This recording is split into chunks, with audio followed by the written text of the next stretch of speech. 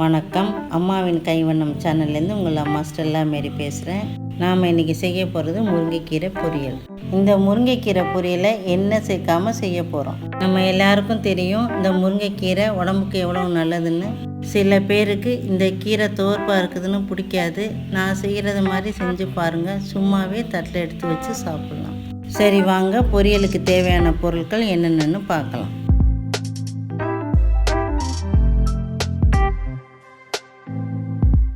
முருங்கைக்கீரை 5-6 கைப்பிடி காம்பு இல்லாமல் எடுத்து வச்சுருக்கிறேன். அடுத்து 2 ஸ்பூன் பாசிப்பருப்பை அரை மணி நேரத்துக்கு முன்னாடி ஊற வச்சு எடுத்து வச்சுருக்கிறேன். அடுத்து 7-8 சின்ன வெங்காயம் நறுக்கியது, சீரகம் 1 டேபிள் ஸ்பூன், காய்ந்த மிளகாய் 3,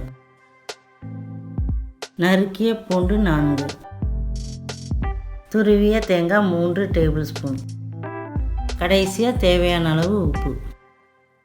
நான் இப்போ பாத்திரத்தில் 1 டம்ளர் தண்ணி ஊற்றி கொதிக்க வச்சுருக்கிறேன். தண்ணி கொதித்த உடனே முதல்ல ஊற வச்ச பருப்பு, சின்ன வெங்காயம், சீரகம், பூண்டு, காய்ந்த மிளகாய் எல்லாம் போட்டு அடுப்பை சிம்மில் வச்சுட்டு ஒரு 5 நிமிஷம் மூடி போட்டு வச்சிடலாம். 5 நிமிஷம் ஆயிடுச்சு. இப்போ பாருங்கள், பருப்பு வெந்து நல்லா மலர்ந்துருச்சு. இந்த நேரத்தில் கீரையை போட்டுடலாம்.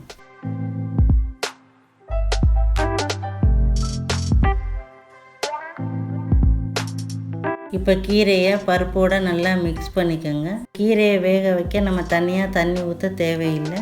ஏன்னா கீரையை கிண்டும் போதே இவ்வளோ தண்ணி இருக்குது பாருங்கள். அடுத்து கீரை வேகிறதுக்கு 5 நிமிஷம் மூடி போட்டு வைக்கணும். கீரை நல்லா வெந்துருச்சு. இப்போ இதில் உப்பு, தேங்காய் பூ போட்டு கிளறி அடுப்பை ஆஃப் பண்ணிடலாம். பாருங்கள், சூப்பராக முருங்கைக்கீரை பொரியல் ரெடி ஆயிடுச்சு. இப்போ பிளேட்டில் எடுத்து வச்சிடலாம். பொரியல் சூப்பராக சூடாக இருக்குது. இதை சாதத்தோடு பிசைஞ்சு சாப்பிடவும் நல்லாயிருக்கும். குழம்பு சாதத்துக்கு தொட்டு சாப்பிடவும் நல்லாயிருக்கும்.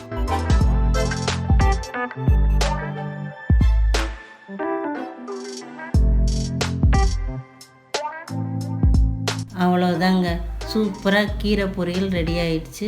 இந்த முருங்கைக்கீரையில் அயன் சத்து அதிகமாக இருக்குது. அதோடு இல்லாமல் இந்த முருங்கைக்கீரை சாப்பிட்டா ஹீமோக்ளோபின் குறைபாடு உள்ளவங்க அடிக்கடி சாப்பிடும்போது ஹீமோக்ளோபின் அதிகரிக்கும். இதை உங்கள் வீட்டில் நீங்களும் செஞ்சு பாருங்கள். செஞ்சு பார்த்து சாப்பிட்டுட்டு எனக்கு கமெண்ட் சொல்லுங்கள். அப்புறம் இந்த வீடியோ உங்களுக்கு பிடிச்சிருந்தா லைக் பண்ணுங்கள், ஷேர் பண்ணுங்கள். சப்ஸ்கிரைப் பண்ணாதவங்க சப்ஸ்கிரைப் பண்ணுங்கள்.